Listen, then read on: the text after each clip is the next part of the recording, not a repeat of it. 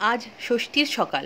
আজকের সকালটাও বৃষ্টি দিয়ে শুরু হলো। ঝড় বৃষ্টি তুফান যাই হোক না কেন, পেট তো আর তা শুনবে না। আজ বানাবো হিং সয়াবিন, সাথে মুগের ডাল আর 2-3 রকম সবজি ভাজা।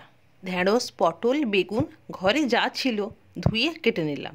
তারপর আলু আর সয়াবিন প্রেসারে সেদ্ধ বসালাম, আর ভাত চাপিয়ে চাল ধোয়া জলটা উচ্ছে গাছে দিয়ে দিলাম। তারপর সবজিতে নুন হলুদ মাখিয়ে একে একে সব ভেজে নিলাম। সয়াবিন এভাবে সেদ্ধ করে রান্না করলে তুলোর মতন নরম হয়।